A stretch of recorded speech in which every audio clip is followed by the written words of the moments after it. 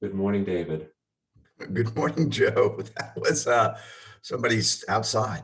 Yeah, well, as my first time guest, you've never been on these calls.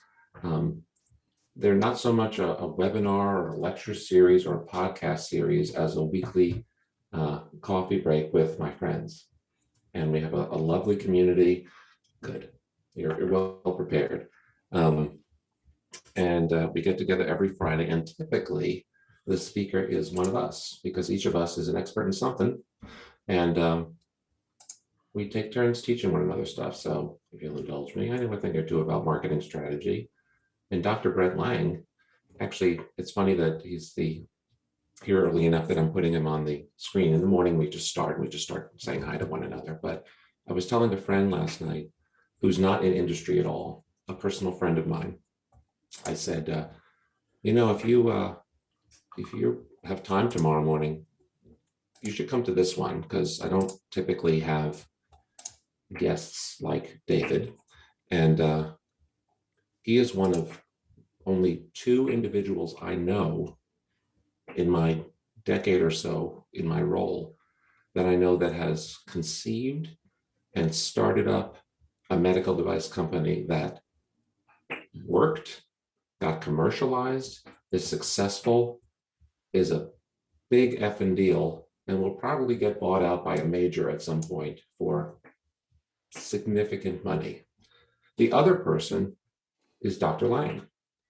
So why don't you introduce yourself, Brent? I'm sure you know who David is, and he'll be our guest today, so you'll hear lots about him. But Brent, what are you doing? Yeah, actually, yeah, it'll go by Brent, not Dr. Lang. If I haven't got a scalpel in my hand, we just call me Brent, okay? Okay. But I'm back as a board certified drug gynecologist. I've started several companies. Joe is very familiar with most of them. Sold my last company to Medtronic in 2014. We have started 3 companies since then. We're currently in the process of taking technology we've developed over the last 6 years in the field of urology. And under a company called IO Urology, we are in the process of working with Investment Bank to have that acquired, hopefully by year end. And then we'll move from there to our next operation, which is IO Medical. And these names actually came from Joe's head, by the way. You can take credit for the names. And begin to work in the post-acute hospital market, renal and CHF markets. I's and O's. We track I's and O's. O's. Absolutely.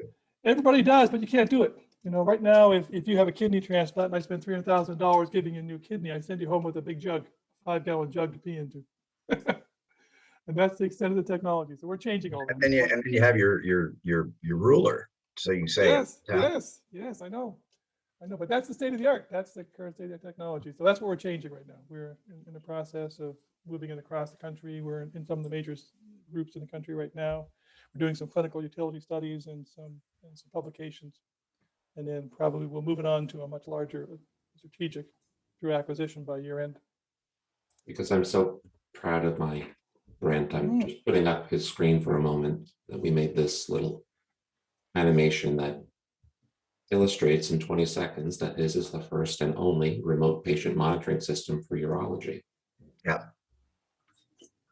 And apparently, Brent tells me that a global pandemic made remote monitoring so much more important that it brought his valuation up by a factor of 10.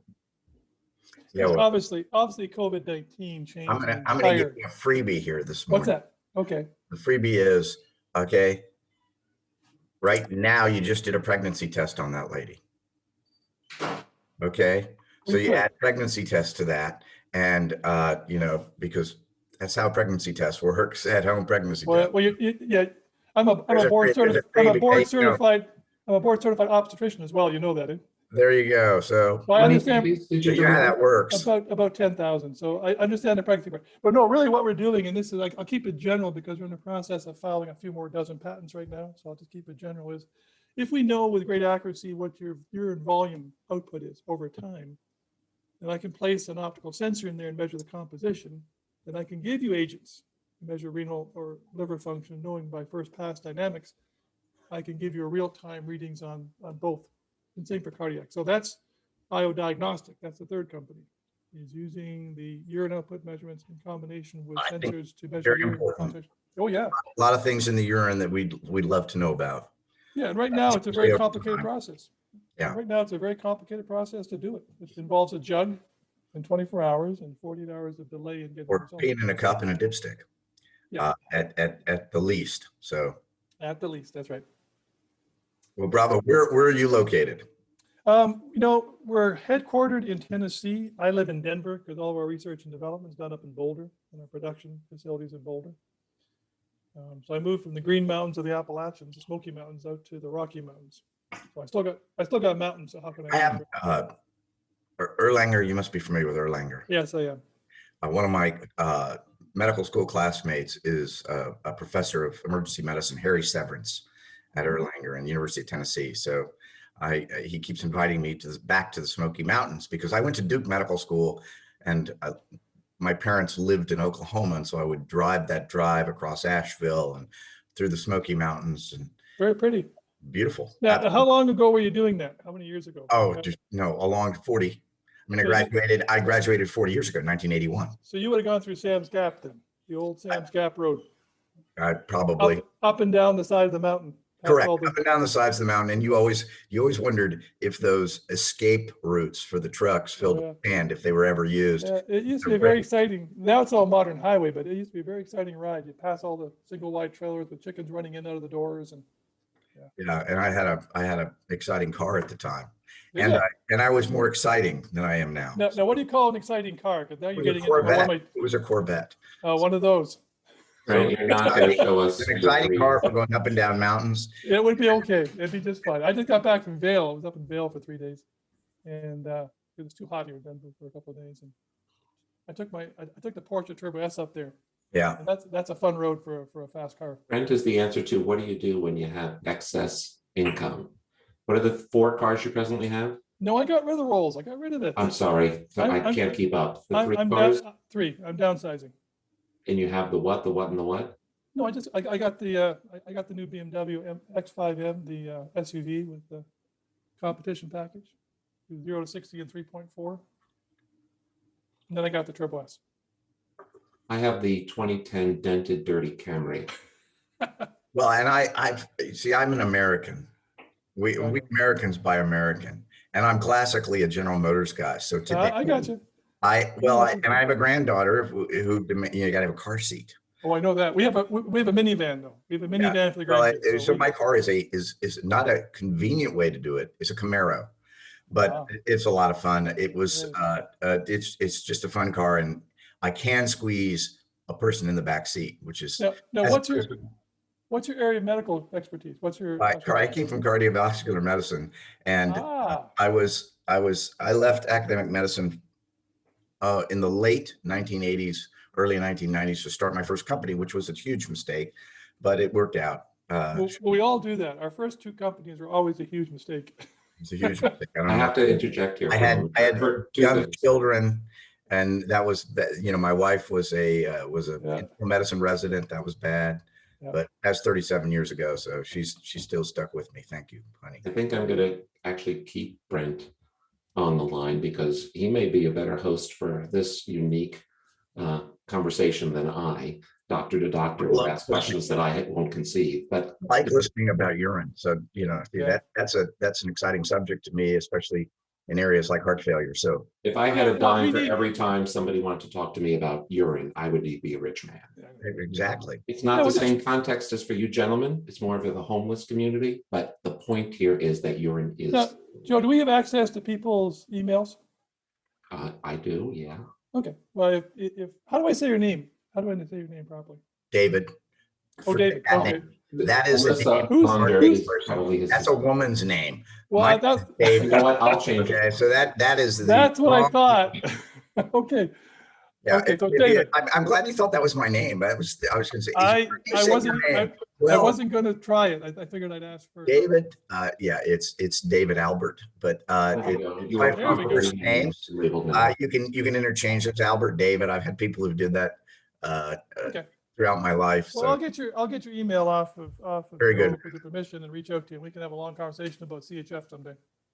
Absolutely. It's an area of big interest for me.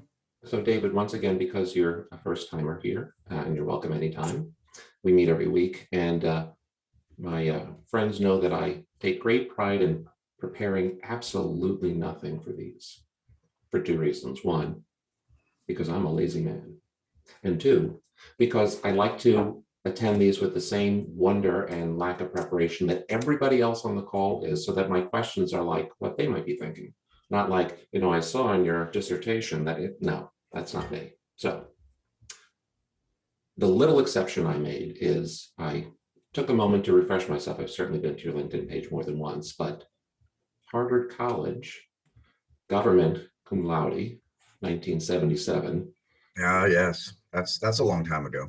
It is. I think Happy Days was the #1 show back then, before Fonzie jumped the shark.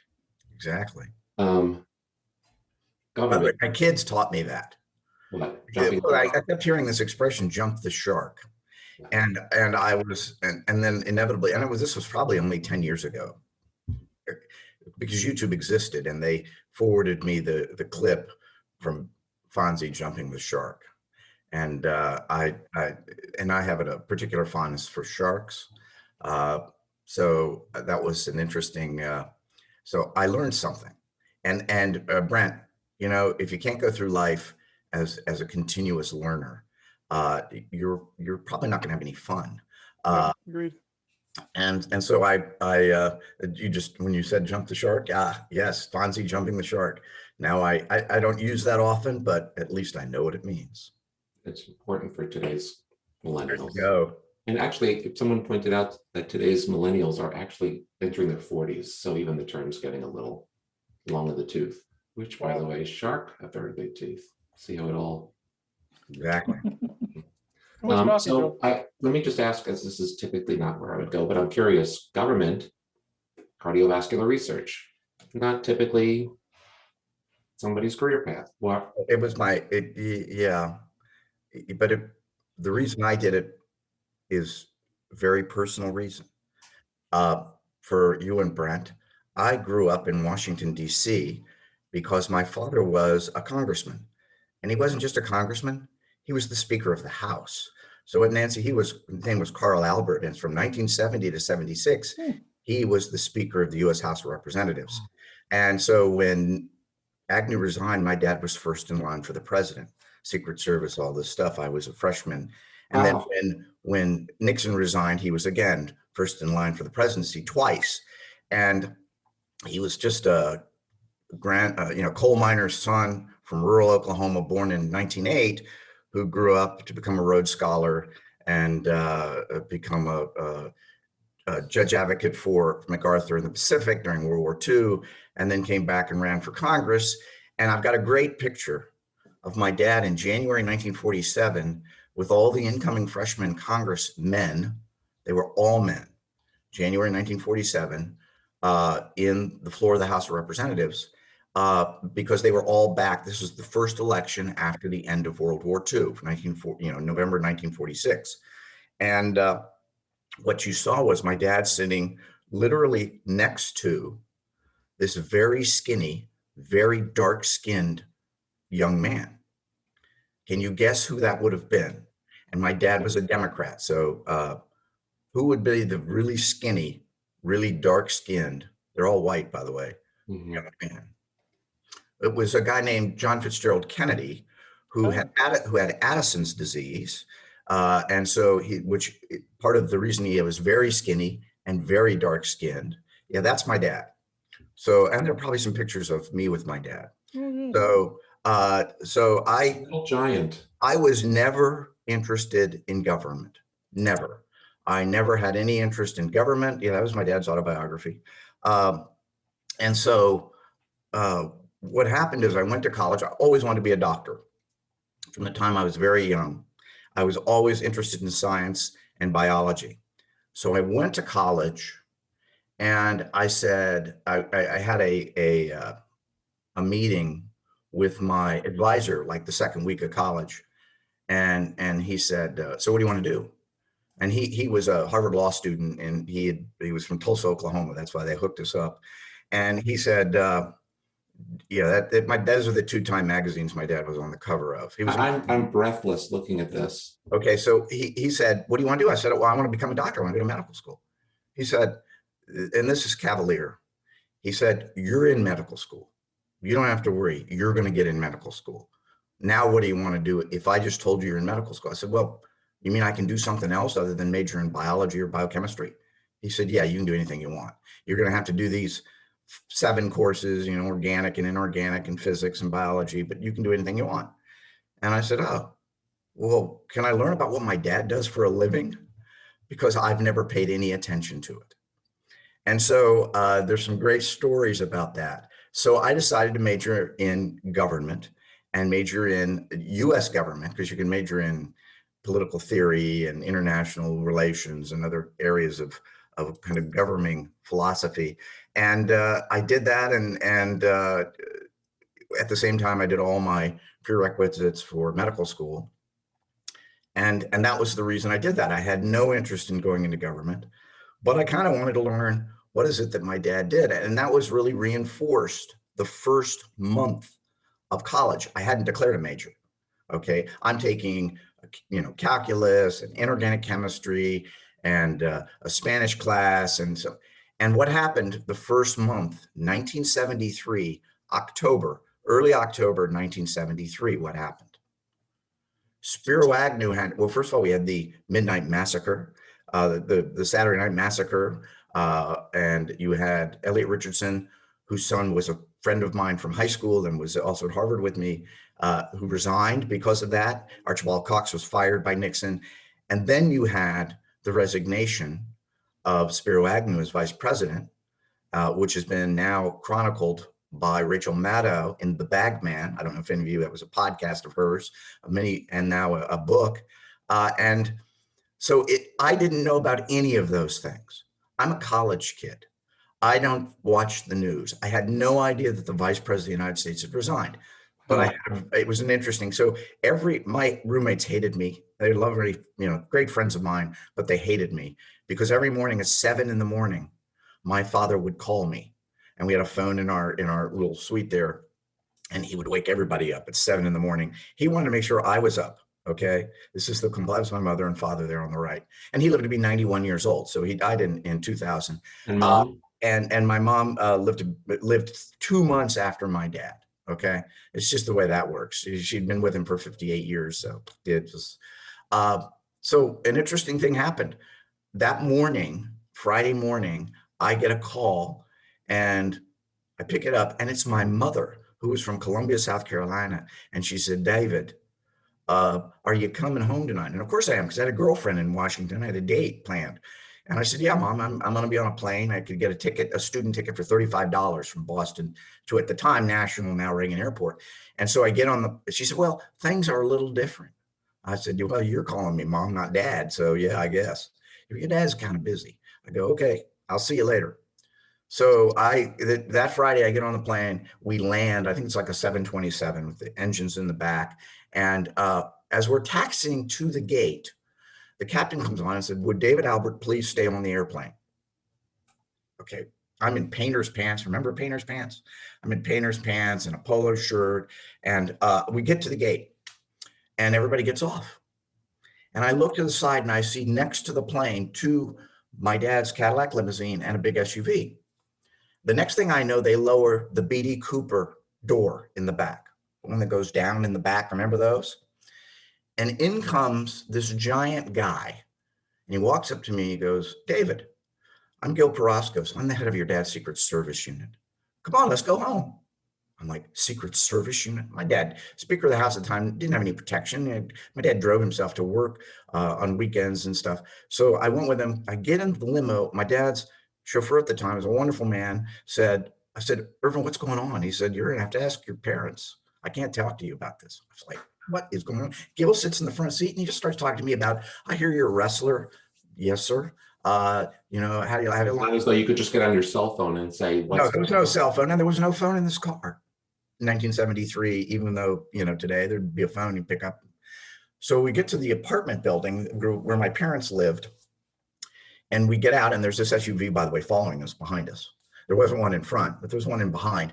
And we get out and walk into the apartment. Gil's walking with me. Okay. And he's just talking to me. And as we walk through the lobby, there's a guy sitting in the lobby, and they nod at him and he nods back. We get in the elevator, go up to the top floor. We go around, we're at the end, at top floor of this apartment building, at the end of a hallway. And as we go through halfway down the hallway, there's a guy sitting in a folding chair with a briefcase open like this to me. So I couldn't see the contents. As I walk past the brief, he's reading a paper. Hey, Gil, yeah. Walk past, I look down, there's an Uzi submachine gun in the briefcase. I was like, there's an Uzi submachine gun in the briefcase.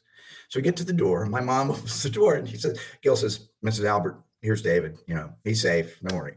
And I go in and right in front of me is a red telephone, and with no dials, no push buttons, no nothing, just a red phone. And I go, what is going on?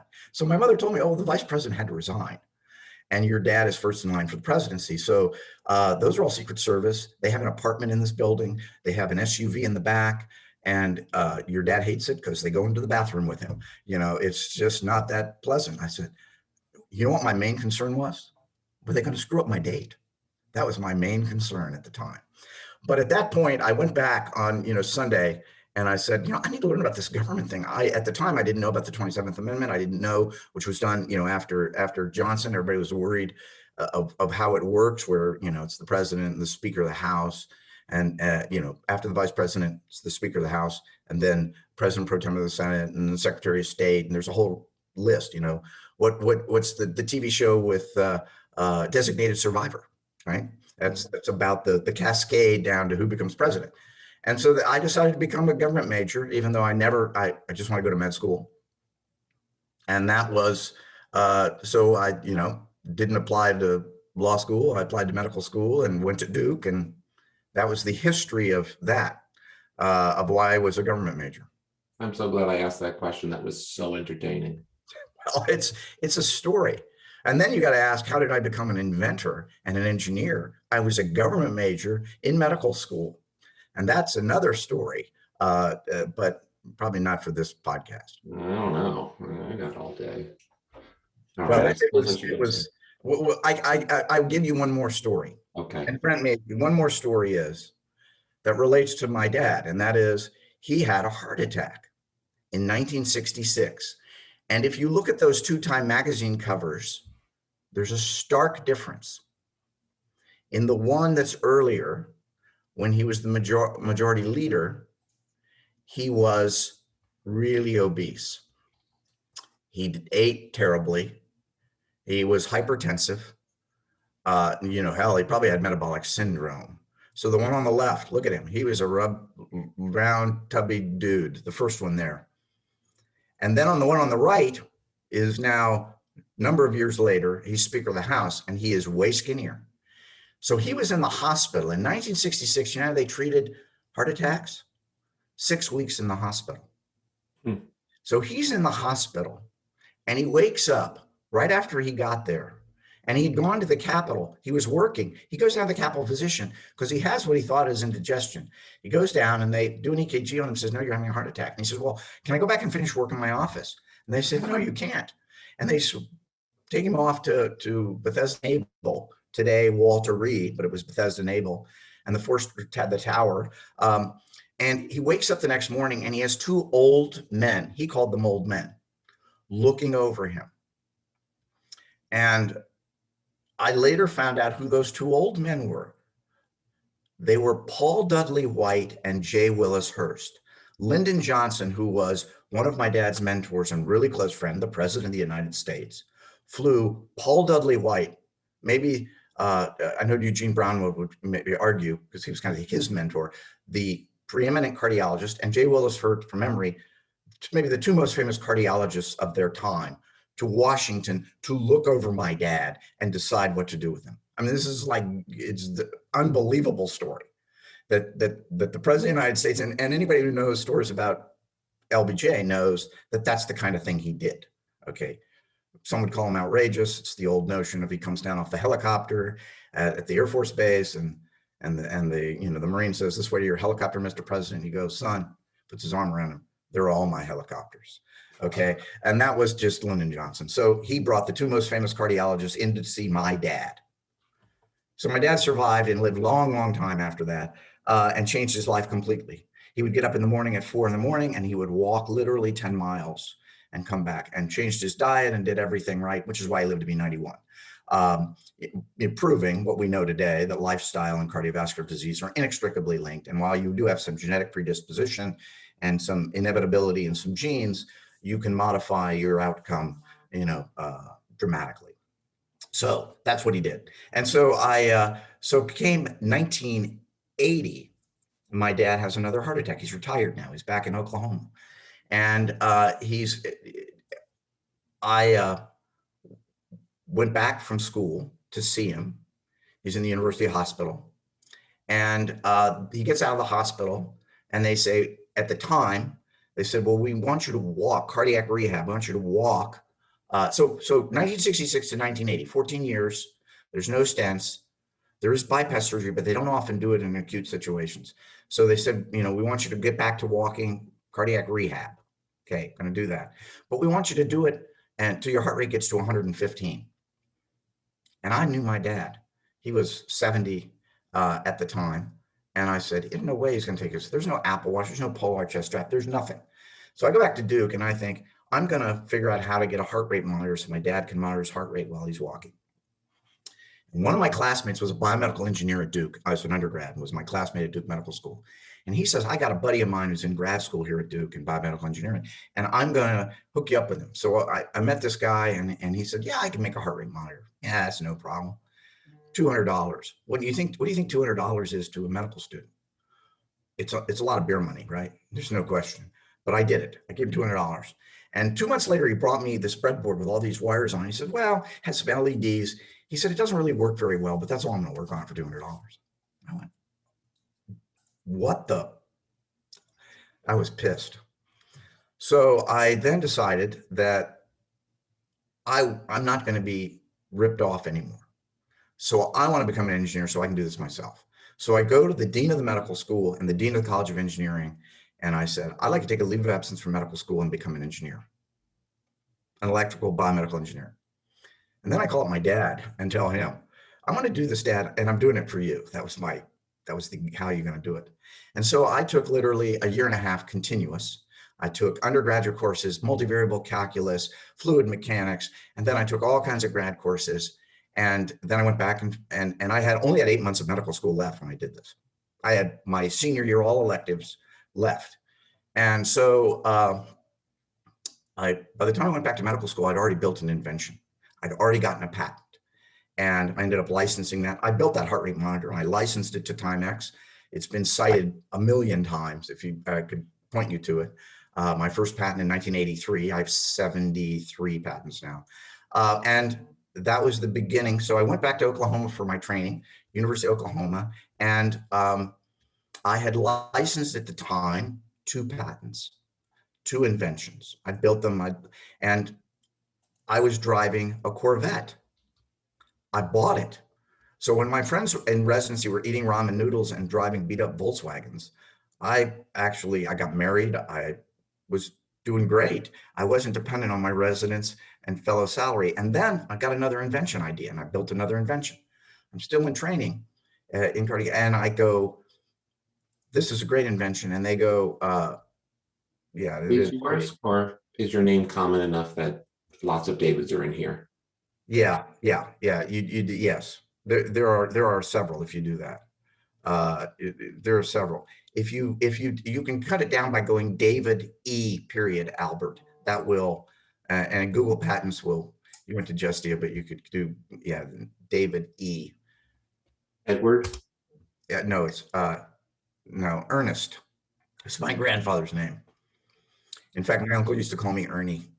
Yeah, these are mine. So the end of the story was, I'm sitting there and I go to the chief of cardiology and I go, nobody wants to license my patent. Nobody wants to license my invention. And I thought this was a great invention. And I go to my mentor, Duke, who is a very famous cardiologist named Galen Wagner. And I said, I think I want to start a company to do this. And I have a small child. I have a wife. She's an intern in internal medicine. She had a baby while she was still at Duke Medical School. She finished after me, and then came to Oklahoma. And my wife and my father thought, "You're a nut. What are you doing this for? Why are you doing this?" And this is crazy. And the chief of cardiology at the University of Oklahoma, a guy named Ralph Lazera, and the professor at Duke named Galen Wagner convinced my wife and father, just let him try. He's a doctor. He can go back and be a cardiologist. That's not a problem. What are you worried about? And so that was, in the late 1980s. That's my wife and I in front of a billboard. And so the rest is history. I started my first company, sold it in 1991, started my second company, went public in 99, sold it to GE in 2001. For 3 years, I was chief scientist at GE Cardiology. And then I figured out that was not a good place for me. And then I got this idea about smartphones. I thought they were going to change the world. I think, I didn't have that idea. Steve Jobs, rest in peace. But I realized that they were going to change medicine. They were going to change monitoring. They were going to enable direct communication between patients and caregivers, physicians, whatever. And I think I was right on that. And so started AliveCor. People like Qualcomm knew something about mobile, backed me. Vinod Khosla knows something about starting companies. He's the chairman of my board. And Omron. If you go into a drugstore and you buy a blood pressure cuff, it'll be an Omron. Mayo Clinic, an investor. These, today we have a real business, and we sell, more than 1,000 a day. So when you get to more than 1,000 a day of anything, that I classify that as a real business. And we've got 140 peer-reviewed publications using our device. I'm very proud of that. And it's used by everybody. Cleveland Clinic, Mayo Clinic, Cedars-Sinai, Duke, Partners, Mass General, Columbia. Everybody uses AliveCor. It's used all around the world. NHS has bought tens of thousands of them. So it's actually far exceeded what I thought Joe and Brent in 2010, I thought I would ever do. I didn't think we'd have sold 1.6 million devices.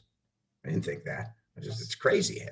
That was a scale that we don't think about in medicine. Hey, Q-tips or tongue depressors and ECG electrodes maybe, but not devices. And if you made $1 on each one, you are a millionaire. Well, yeah. Well, that's the old. If you can't beat that, you're doing something bad. But today, I would tell you, I don't do this for the money. Oh, Just don't do it for the money. And that's one of. By the way, that's my Silicon Valley superpower. Because in Silicon Valley, you do things for the money. You can go from job to job. There's no such thing as a non-compete. People skip to the best opportunity all the time. So you have to be, as you're an employer building a company, you have to be competitive. You have to be really something people want to do. And at AliveCor, there are a lot of people I've talked to at big companies whose names you know and use all the time, where I say, do you want to work on a social media network? Or do you want to save your dad's life? That's my pitch. So there's my professional educational life in a nutshell. And it's been a good ride. Can I say? You are a very entertaining storyteller as well. Those are stories because and I'm blessed. I had unique opportunities. I had unique mentors. It just so happened that the University of Oklahoma was a major cardiovascular center. Who'd have thunk?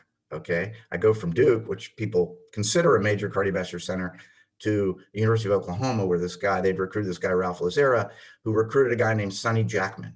If you were a cardiac electrophysiologist, you would know who Sonny Jackman is. He pioneered ablation, a huge multi-billion-dollar business today in cardiology. He pioneered it, and he's a good friend of mine and been a user of AliveCor since the beginning. And so I was fortunate to go, it didn't have to be that way. It just happened to be that way. So I feel very fortunate that the opportunities I were given, I always try to take unfair advantage of my unfair advantages. Funny. I don't typically fanboy, but I'm pretty odd right now. Well, all of us have to do our own thing. I've got 4 kids. Only one went into medicine because I saw even what mom and dad did. But the one that went into medicine is right today. He's a doctor at Cedars-Sinai. He's an internal medicine doctor and board certified in obesity medicine. And he's going to join a startup. Now, the good news is he finished all his training. He passed all his boards. He did what his dad didn't do, finish his training and pass his boards. And when anybody comes to me, any young physician, medical student, fellow comes to me and says, I want to do what you did, I look at them and I go, no, you don't. Because I'm confused. Don't you have to pass your boards to be an MD, which you are? No. Oh, I passed. Yeah, I passed those. Those I passed. And at the time when I did it, it was, national boards, part 1s, part 2, part 3. It's just beyond that, like the cardiology boards. I never took those. I never finished my fellowship. I left. So I left and didn't. So the world's changed since then.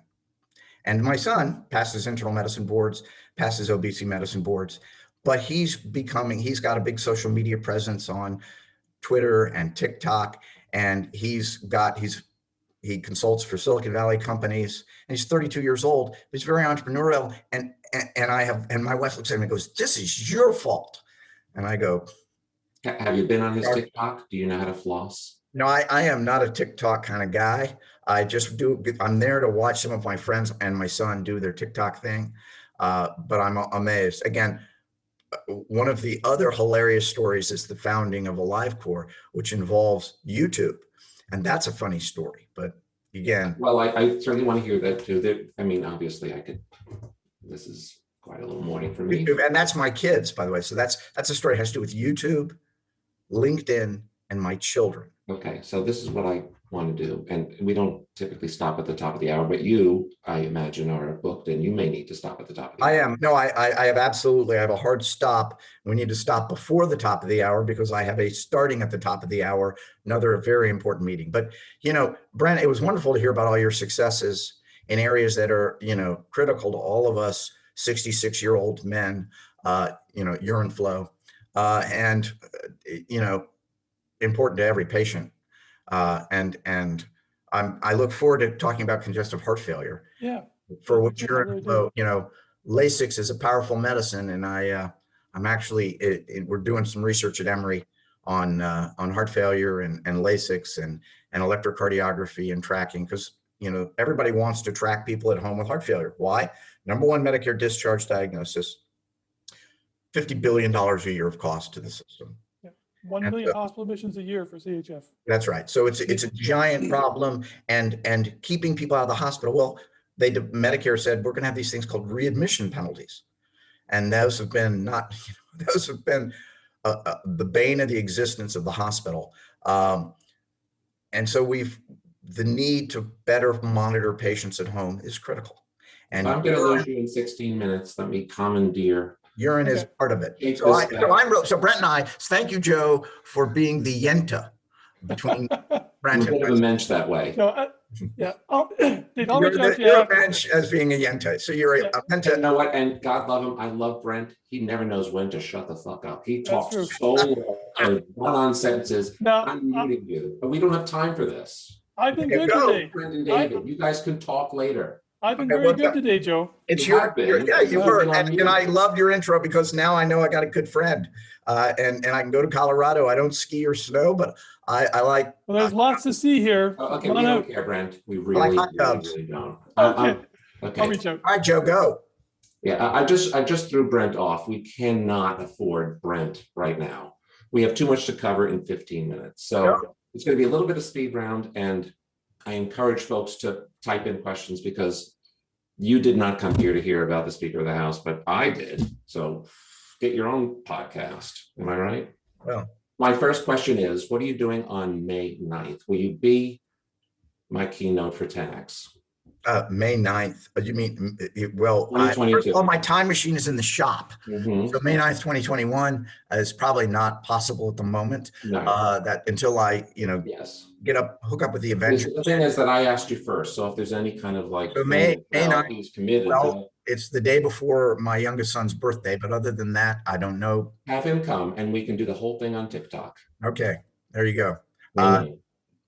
Okay, All I'm committing to you because I don't see that far in advance. So there you go. Ladies and gentlemen, you've learned that. something valuable. You get the important folks, you ask them way in advance. All right. May Well, there you go. You gotta David will be our keynote be speaker. informed as to what this involves, but I say yes on the air. Double check On it. the record. It's in fact a Tuesday. It's the week of May 9th, but we'll follow up on that. My next question is, what device do people have right now that they're like, oh shit, that's David's? Is it when they have their Apple Watch? Is that you? It's May 10th. No, we have a Cardio Mobile and our Cardio Mobile, our latest device is this device, which is the Cardio Mobile 6L. This gives you half a 12 lead ECG, the thing you get in the doctor's office or hospital, and you keep it in your pocket and you can take it out. And this is, just quite frankly, this is a revolutionary product. Won't be our last product, but it is today the current state of the art of personal ECG devices around the world. And it's being used in ever more, what I would say, important medical applications. For instance, it's used by some cancer patients who are taking medicines that can do something called prolong the QT. I won't name those devices, but those devices, those get cancer chemotherapy agents, but there are chemotherapy agents, there are psychoactive medications, all of which do something called prolong the QT interval. The reason that's bad is it can kill you. And so we in medicine want to track your QT interval, and this device is a device that can be used to do that. And so whether it's in a pharmacy or in a psychiatrist's office or in a patient's home, it's being used by that. The National Health Service is providing these to psychiatrists so they can monitor their patients, because doing a traditional 12 lead is oftentimes just not practical and not possible in places, in venues where you don't have all the equipment and the things you need. So that's the current state of the art, Joe, is what we call our Cardio Mobile 6L. And you know, it's really expensive. I think this weekend and it's available over the counter. You can buy it. I think this weekend on Amazon Prime Day, it's sub $140. So that's an amazing price for a device that's FDA cleared. Are you pitching your product right now? Am I pitching? No, Come on, man. You asked. Better than that. I'm just stopping. So I'm not a salesman. Huh? I'm what they call a medical liaison. I talk to the doctors. I know, a little bit. Jose Borges is mucho gusto, amigo. Mucho gusto. He's a personal friend, and he's, when I hear the terms mobile connected medical devices, he's the first person I think of, because you're largely unavailable. Otherwise, I think of you, Dave. But anyhow, Jose, you wanted to say something?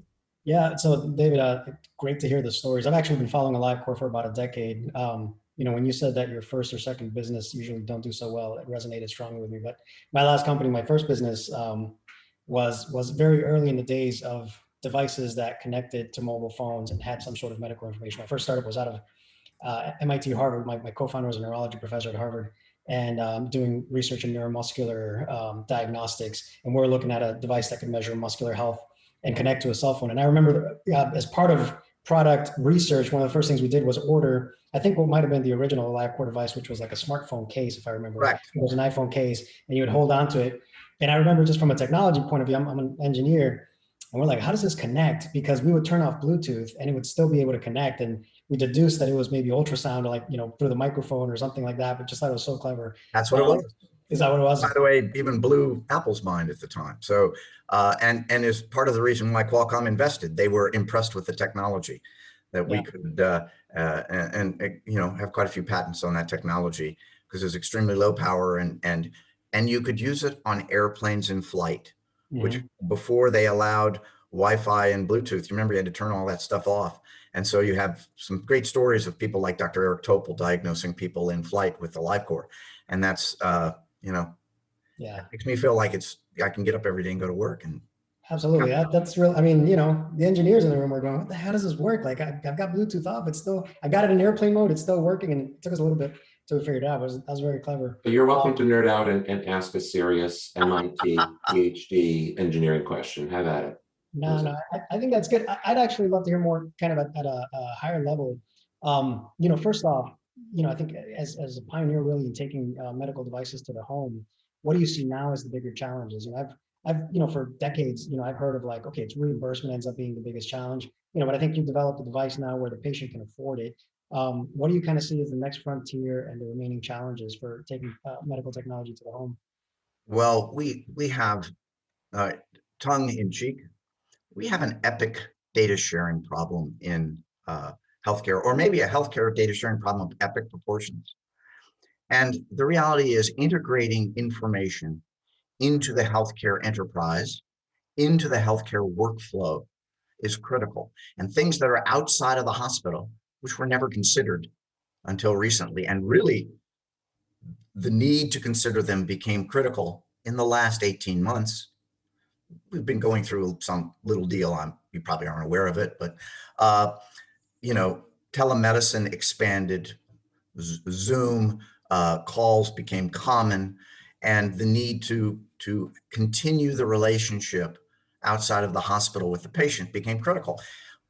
But our infrastructure hasn't kept up with that. Our workflows people are wanting to go back to normal and back to face, yet it will never go back all the way it was in December of 2019. It's just not going to happen because patients love remote care, and it is very valuable in many situations. For instance, psychiatry, just as good, like me and you, that's just as good a psychiatry visit as you could have in a psychiatrist's office. And so mental health treatment has been revolutionized, and it's not going to change. It's going to stay this way.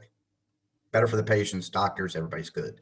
And but things like cardiology and other diseases need to have people be monitored, needs access to biometrics. And so that data is available, and we were very early, with the AliveCor, but integrating that into the healthcare enterprise, as a matter of fact, the call I have in 10 minutes is about that, is still a big challenge. Yeah, reimbursement's a challenge, and we at AliveCor, different than anybody else, didn't rely on that. We said, we're going to make this very similar to a copay, and people will buy it. And I was told 10 years ago that nobody's going to buy it, Dave. Nobody's going to buy it. Nobody's going to spend $99. Today, our low-end product, CardioMobile, is $89. Nobody's going to spend that. Oh, guess what? How are the doctors using it? 1.6 million units later, they did it. They bought them. And so so people say, wow, they did, didn't they? And so you were right. Don't skate to the puck. Skate to where the puck's going. People, premiums and deductibles are only going in one direction, up. And so people are becoming more financially responsible for their healthcare expenditures with FSAs and HSAs and deductibles and copays.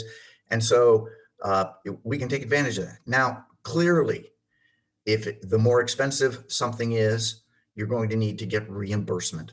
And we're aware of that. So I can tell you at AliveCor, we just made an acquisition, our first acquisition of something called Cardiolabs. And now we're in the ambulatory cardiovascular monitoring business with what we call AliveCor Labs. And we have our own IDTF, Independent Device Testing Facility, a diagnostic testing facility. So we're in the reimbursement space also, but we're also in the direct-to-consumer space. So I like the notion of multiple revenue streams, and I think you're going to need to explore and run experiments. As an engineer, we try things, and sometimes they work, sometimes they don't. You try something else. I'll be sure to introduce you to Jose afterward as well. We have about 5 minutes left. This is more of a comment. Don't respond because we don't have time, but it's fascinating to me that you're not publicly traded. I'm sure you have been pitched many times by many impressive banker types to go public. Oh my God, how much money we could make. SPACs. There's a lot of SPACs. Yeah. And, we want to do things. Yeah, okay, we don't have time for that. Let me introduce you to. And not my domain, to be honest with you. I have a CEO, and she's extremely capable and spends all her time worrying about that so that I, the old geezer founder, don't have to worry about it. Yes, you look old and geezer. Nick is my go-to for anything reimbursement. He was the guy at Intermountain Health that would decide yes or no, are we going to cover this? Nick, you surely have something to say. I do. And it's good to meet you. And I love at Joe's 10X meeting, I always talk about digital health. I love the movement of diagnosing by somebody who has 20 years of experience moving from there to the home, and you can let the average guy at home diagnose himself. You know, the displacement, as a health economist, I can't help myself, of moving diagnostics from the clinic to home and say, you don't need to know anything. You don't even need to know where the heart is. You don't need to know anything about urine flow for Brent's device. All you have to do is follow these 2, 3, 4 steps, and you, in effect, are a 20-year trained physician. That the device knows what's wrong with you. I love this. If you do go after reimbursement, you know, there's some serious benefits and pitfalls. That's what I do for Boston Scientific on this computer, where I do my consulting on this computer that I'm talking to you on. But I love it. It's good to meat you. And Well, I have a strong relationship with Intermountain. Done a lot of Dr. John Day. They have a lot of patients using AliveCor, a lot. And I've done some research and published some papers with a number of people at Intermountain. They're good friends of mine. And so I'm, you know, I've been to Salt Lake City and their cardiovascular center a number of times, and wonderful people, actually wonderful people, take great care of their patients. So thank you. Dwayne is a friend, and he has a podcast, and he just typed me and said, just bring me on long enough to meet the guy so I can invite him to be on my podcast. So Dwayne, do your pitch. Dwayne, Dave, nice to meet you. Dave, nice to meet you as well. You should come on the podcast. The podcast is focused on med tech industry. I will connect with you on LinkedIn. Very good. Yeah. Go away, Dwayne. Nice I to did meet you you. a Look solid. forward to it. Get out. You have to go. I'm going to respect that, but I'm going to keep the lines open, and we're just going to talk about you. All right. Well, yeah, please do. But talking behind my back again. And I'm recording. I have a wife.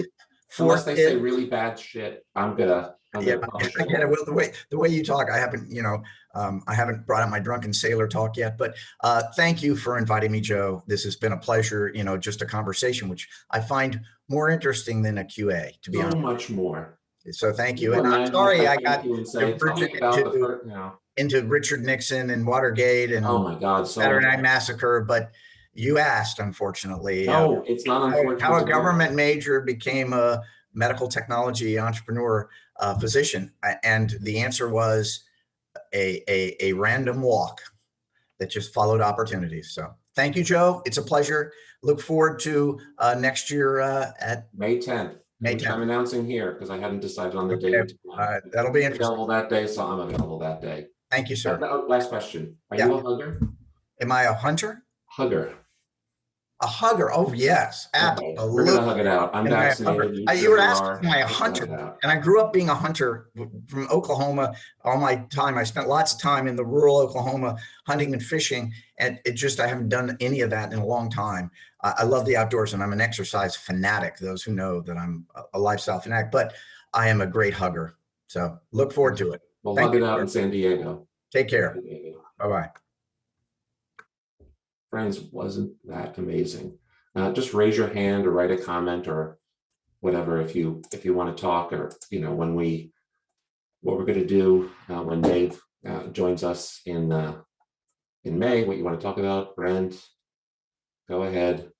He's gone now. We can talk a little slower, and you could just pound about whatever, blah blah. No, I quite enjoyed meeting him. He's a fascinating individual. He's obviously got quite a record in the industry. Very impressive. If we had more time, where would you have taken the conversation? You know, I think there's a lot going on in digital health we could have explored in terms of where it's really going, you know, and what he foresees as the real, you know, core trends coming forward. I think the part he mentioned about trying to organize, assimilate, and make functional use of all the data pouring into a clinician's office now is a good point. Mm-hmm. But there's a lot of other points I think we could have spent time on, but obviously time didn't permit. Maybe we can do it next year at 10X. Love the shirt, Laura. Thanks. There you go. So Joe, are you back in San Diego next year then for 10X? Yeah. Mhm. Okay, good. Okay, I'll make a note. I already put it on my calendar. So one pediatrician to one urogynecologist. What did you make out of today? Well, you know, it reinforced that I actually might have something to talk about of interest to this group coming up in July, because I actually came at, You're my July 19th guest, yeah? yeah, whatever the July something. Yeah, I'll double check. But yeah, this idea of how do you take things that were out, he even made the comment, I'm working on this sort of design of a concept around the outside the four walls, right? And he said, once you get outside the hospital, things that weren't traditional healthcare are now hugely relevant to health and health outcomes. And Mhm. how do you get that data sharing and things around cardiovascular health and stuff? Well, that's kind of what I was looking at the systems level of things that didn't even count as health, where people thought I was a little crazy going off into the, Wild West outside of traditional healthcare, all of a sudden becomes hugely relevant to healthcare. So I was very intrigued in that. And obviously he's so early in it, it was really fun to hear him. And I'm a story person. So I'm like, oh no, you can tell stories about your dad and the planes and whatever. I'm like, that's Isn't all that very interesting. amazing. Yeah. I also do a lot around the neuroscience of things and how we kind of figured out, especially in healthcare, but in other areas, to strip away all the context and emotion and stories. And I'm like, that's what makes you remember people, right? Like all the context and stories. Okay, well then you speak on the 11th. Yeah, I was going to say it's July something. Oh, No. You speak on July 16th here. Yeah. You speak on May 11th. Oh, May 11th. Okay, There you Jim. go. All right. You're going to have a birthday party for me when I'm there because it's Is that close. your birthday? The 13th is, but I'd be traveling. Yeah, sure. We have the reception. We have a lot of alcohol. Oh, there you go. Good thing You know, I don't. have a think I don't medical drink. device group member who I'm a cheap date with- infuriated me. Like, how can you have a medical conference and serve alcohol? What's the matter with you? I'm like, okay, you don't have to come. Hey, Scooter, what do you got for us? Scooter. I just wanted to reiterate that the guy that Dave Albert, he's like what you saw in terms of like his presentation hour, whatever you want to call that. That's him. He's a very genuine guy, and I remember reaching out to him when I first started MedSider, right? The small tiny little podcast. A guy, I was living in central Iowa at the time, right? Flyover country. Responded to my email, was more than happy to jump on the podcast, and awesome storyteller. And I ended up leading into me pitching him as a keynote for a conference in Costa Rica. And then he brought his two young boys to the conference, which was like a year after we recorded the podcast. And they got to know him really well, him and his family, and have stayed in touch with him to date. So I mentioned that because if you can get him as a keynote, awesome storyteller, especially on stage, and just a really great guy, just a really, really good guy. Yeah. I'm already, he basically promised me a hug, which it's so rare to get a promise that far in advance. Yeah. Oh yeah. Well, especially with the hair growth, I mean, you look a little bit scary right now, Joey. Do you think so? Yeah. Show of hands. Who thinks I look scary? Keep in mind, Joe lives in Seattle, so. Put your hands down. It was a busy morning and I have time to shave. Really? You have some nerve, Scooter. This is my forum. Insult me offline. Okay. You know No, what? I'm loving the podcast style. You don't like it, get your own podcast. Yeah, I mean, and you get an asshole like Scooter talking about you, you just throw him off. You don't need to put up with this. That's not, So, well, I'm in a really good mood. I'm totally gonna get some ice cream today. I'm puppy sitting, so maybe I'll get the puppy some ice cream. Go get it. Yeah. Go get it. Go get the puppy. Yeah, that will be our close for the day. He's hanging out with me. Well, It's pick him like up and my give us his twin little sisters. face. What's that? Give us his little face. My Elliot's upstairs. What kind of dog we have here? Oh, he's my sister's little Daisy dog. So what is it, Ryan? What is the accommodation? Bichon Frise. Bichon Frise, Oh. Poodle, Shih Tzu. and Shih Tzu. Oh, cute. Name? You've seen Joe's dog, haven't you? Joe, I don't think I've seen your dog, have I? Elliot's upstairs. He's a King Charles Cavalier. There's plenty of footage. I'll get you some. Okay, there you go. So I'm puppy sitting for my twin sister here out in Silicon Valley while she goes to Hawaii for the first time in a year and a half. Very nice. What island? Maui. Best one. Sea turtles. Yeah. So anyways, but gave me some time because puppy wasn't sitting on my head or demanding. He's a pandemic puppy, so he needs lots of attention. But I thought, oh, this is going to be an interesting conversation at home monitoring. Fair Right enough. before I jump on a call with Owlet. Next week is Brian Meshkin. He's another CEO, and he is a former keynote for 10X as well. And his company was rated by FDA and was on the news, and it was a big hairy deal. So a very interesting story, and his topic is social impact investing in medical devices. I've yet to identify the July 2nd speaker or the July 23rd. So if you kind people have a topic you want covered, or you yourself want to offer yourselves as future speakers, please do so. This is Joe Hage on behalf of Joe Hage Enterprises saying have a great weekend. And boy, that was a great hour together. Thanks, everybody. Be well.